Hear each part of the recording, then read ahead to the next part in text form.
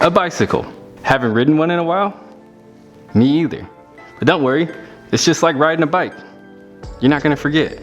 This is a fixed gear. This is a MASH AC4. Let's talk about fixed gear a little bit, because behind me, I don't know if you can see it, Celeste green bike is a Bianchi, a very beautiful Italian-made Bianchi. It's either from the late 90s or early 2000s. I'm not too sure because it was a gift from my cousin. Shout out Pat. I've been riding that thing. It's been fun, but 10 years ago, I used to ride fixed all the time. And I kind of missed it because the adrenaline you get from it, and there's no brakes on this one. So my feet are my brakes. So there's always that possibility that I could get hurt. But let's talk about fixed gear for a second. I'm gonna see if I can multitask. I gotta put a tube in here. This is a China Carbon 88 millimeter.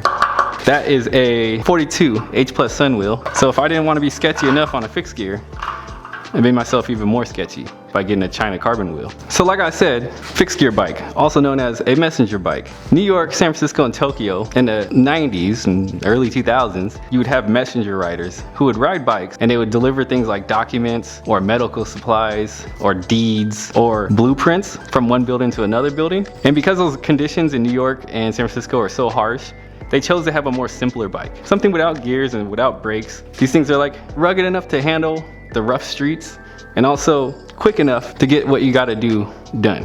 You don't have to work on derailleurs, you don't have to work on brakes. Simple little build. In the early 2000s, we had the Lance effect, the rise of competitive cycling in the US. This coincided with road bikes becoming more accessible, leading to an increase in high-end carbon fiber bike sales. But a subculture emerged in the 2000s that stripped the bike to its primitive, punishing, and pure form. The fixed gear, the track bike. Some people call it fixie. I never like that word. It doesn't sound cool enough for what you're doing. You're sending it and you're almost dying and they call it a fixie. It doesn't make sense. I like to call it a track bike. End rant. No more derailleurs, no more brakes, no more freewheels. A generation of riders turned a track racing relic into a global phenomenon. Let's talk about the golden era of fixed. In the three cities that arguably had the most influence over the entire scene. New York, San Francisco, and Tokyo.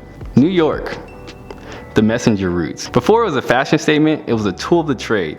In the early 2000s, New York City was the epicenter of the bike messenger. Messengers would deliver everything from medical supplies to blueprints, like I stated earlier. Riders like Austin Horse and Lucas Brunel were legends, and they definitely inspired a lot of fixed gear riders during that time and even now to this day. Brunel's line of sight footage was iconic.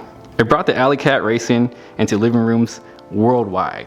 It was chaotic, illegal, visceral. The fixed gear was a choice because of its simplicity and connected feel to the asphalt, essential for surviving the gridlock, weather, and road conditions of Manhattan. Simple bikes equal simple repairs, which is what you want to do if you're trying to make money, right? Let's talk about San Francisco, the MASH revolution. If New York was about hustle, San Francisco was about sending it. In 2007, a group called MASH hit the scene. MASH SF. That's what this bike is. That's what this frame is. This is a MASH frame. These guys were freaking legends. In 2007, they released their first full-length film, and it changed everything. MASH wasn't just a crew. They were the crew. They proved that track bikes weren't just for flat velodromes. They could conquer the vertical walls of San Francisco. Names like Mastin Fluker and his legendary high-speed descents became icons. MASH turned the fixed gear bike into a skate deck, emphasizing style and photography as much as the ride itself. I think I gotta take my Invisalign out. The influence that MASH had on the culture is similar to the influence that Team Burst and like Nakamura has on the grassroots drift scene. That's why I like these so much though. These track bikes and grassroots drift cars are so similar. I'll talk about it a little bit later. Shortly after that, Macaframa hit the scene. I also have a Macaframa frame. That's a hard Macaframa frame. While MASH was about raw speed and power, Macaframa, led by riders like Keo Curry, pushed the trick side of the culture. They were doing 180-degree skids, bar spins, and all kinds of technical maneuvers that seemed impossible on a bike with no freewheel. So across the Pacific, Tokyo offered a completely different flavor. So Japan was the birthplace of kiting racing, a high-stakes, strictly regulated track sport. In the mid-2000s, Tokyo's street scene began obsessing over Nihon Jitensha Shinkokai, or NJS certified parts. To the Tokyo riders, the fixed gear was an art piece. It was about the deep V wheels, sparkly paint, and ultra clean aesthetics. Grassroots drift car? Anybody? Cruising shops like W Base became hubs for the culture. They bridged the gap between the gritty American messenger style and refined Japanese craftsmanship. This era saw the rise of the track bike freestyle, where the bikes were built tougher to handle jumps and grinds. The 2000s weren't just about bikes, they were about reclaiming the streets. It was a decade of brakeless, high-speed defiance that proved sometimes less really is more. Which is also what I say about my drift cars. Since maybe like 2010s, a little bit past that, the fixed gear bike has definitely dropped in popularity. Ever since I got this bike, my algorithm has just been full of cool fixed gear stuff.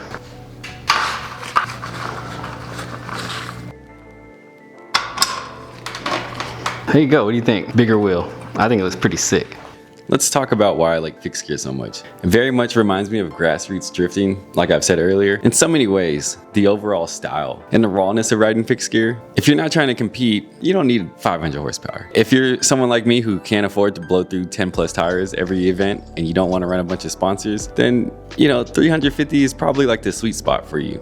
So a lot of times, grassroots drifters, we focus more on style of the car. One of my favorite things about building cars right now is actually finding like rare parts, like parts that aren't made anymore, or like just getting really nice JDM parts, which you can also do with fixed gear bikes, like Nito bars, MKS pedals, Sugino chainring, Shimano hubs. All these things are essentially Japanese parts. These are all kind of in that whole NJS certified realm. That fixed gear, you're not gonna be as fast as a guy with like a $10,000 full carbon bike. In my opinion, you look a little cooler. I don't know, it's just my opinion, but same thing with grassroots drifters. I'd rather go to like Final Bout and see all these cooler cars and people that are taking pride in how the cars look, rather than watch like a Pro-Am drift event, high ass cars, horrible liveries, and they all just look like glorified drag racing cars. So I'm running the 88 in the back and the 42 up front. And I did that because on my drift car, I run an 18 rear and 17 front. Now, technically that's still a 700 front and rear, but it looks staggered. Most of the time, fixed gear riders, they're not wearing bibs. I will never get caught in a bib. I don't care how many watts it saves me. I'm not that serious about it. And fixed gear guys don't even wear helmets. Like half the time, grassroots drifters might not even have a roll cage. I would suggest you get both. And I also wear a helmet when I ride my bike, but culture of fixed gear is very raw and dangerous. To build this fixed gear is a lot cheaper than it would be for me to buy like a top of the line road bike. Just like how my drift car was a lot cheaper to build than a full-on Pro-Am car.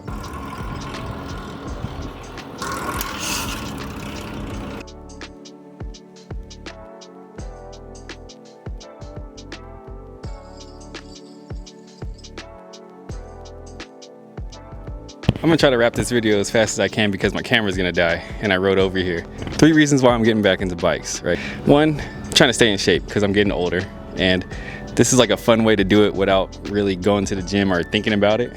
2, they're a lot of fun. It gets me a good amount of adrenaline. You get some endorphins from exercising. 3, cars have been a little stressful. They're very expensive.